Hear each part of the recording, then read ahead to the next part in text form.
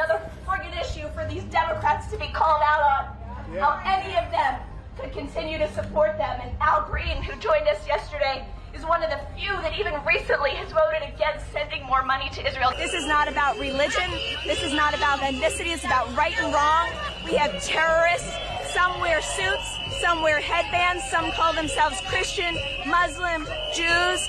That's not what it's about. It's about good and evil. Hey, it's Jordan with Status Coup on the ground. I am in Flint, Michigan, East Palestine, Ohio, Tumwa, Iowa. Please support the leading independent news outlet on the ground covering what the corporate media covers up.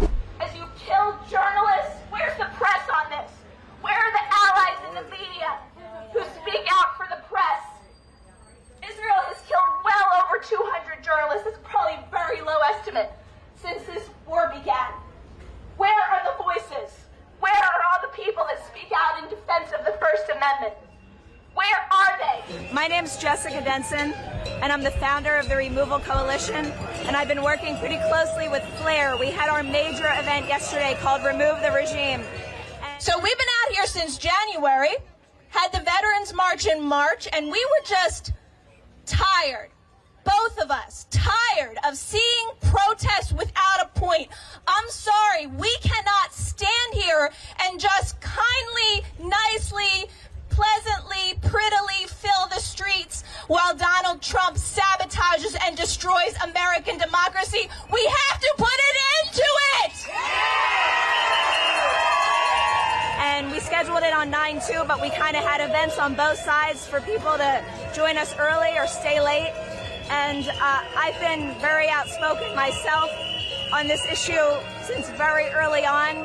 I think it's unthinkable that we're living in a society in 2025 where we are afraid to call it genocide, the mass slaughter of children, the killing of journalists, the funding from the United States of America to do this, and then prosecuting those or targeting those who speak out against it as terrorists. I couldn't not be here today to support this. You know, some people went home early. I made sure that I stayed here today to support this because the silence is deafening. The silence is absolutely deafening. Absolutely. What does this say about our society where hundreds of people die every day, and yet we just go about our day like nothing's happening? Well, like I was saying when I was speaking, it's very parallel to the democracy crisis, right? Kind of the complacency of so many people that are not out here with us in the streets. And as much as I want people on both sides of the aisle, and for God's sakes, another friggin' issue for these Democrats to be called out on, how any of them could continue to support them. And Al Green, who joined us yesterday, is one of the few that even recently has voted against sending more money to Israel. It's utterly unthinkable. That literally see our democracy going up in flames and are just thinking it's another normal day and they don't have to stand up. You know, we can borrow the saying from the Nazis, from Nazi Germany, where, you know, they came for the immigrants, I wasn't one of them. They came for these people, I wasn't one of them. They came for the Jews, I wasn't them. And then they came for me and nobody was left. Support this critically important on-the-ground reporting as a Status Coup member and get great perks. Become a member right here. You know, like I said, this is not about religion. This is not about ethnicity. It's about right and wrong. We have terrorists. Some wear suits. Some wear headbands. Some call themselves Christian, Muslim, Jews. That's not what it's about. It's about good and evil. And we have to be willing to root it out in every way. And the only way we're going to do it, as far as I'm concerned, yeah, we got to put these people out of business, but we got to get Benjamin Netanyahu's best friend in the White House. You know, him, Epstein, and Trump were all very, very tight. We have to root them all out to stop this mass slaughter. Thank you very much. My pleasure. Absolutely right about that. I mean, only war criminals get invited to the White House. Yeah. Putin, Netanyahu, and they get treated like royalty when they come here. Yeah. So what does it say about our country?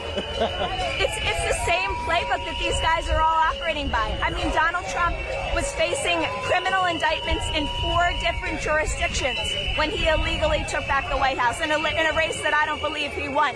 Same thing with Benjamin Netanyahu, under criminal indictment, facing a corruption trial when he allowed the terrorists that he gave billions of dollars in suitcases to, who he was in collaboration with, to slaughter his people on October 7th for a mass distraction campaign.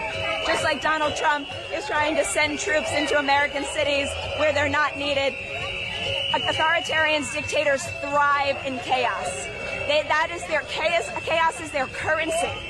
So we have to starve them of that and take our power. And before you go, yeah, what can people do? How can they fight back against this corruption? You need to demand impeachment and removal of this administration. You need to do that. That's why I formed the Removal Coalition, because collectively, this resistance movement has generated millions. I think our largest No Kings was maybe 10 million people in the street.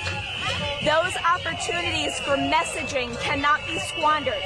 It can't just be, we don't like ICE, we don't like this, we're resisting, we're unhappy, we don't like the oligarchs, the billionaires. It has to be a demand that our representatives in government do something about it. And the only constitutional measure that I'm aware of is impeachment and removal.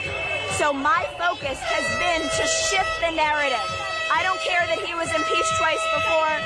Third time's a charm. I don't care that Democrats are in the minority. It would only take moving 4 or 5 Republicans.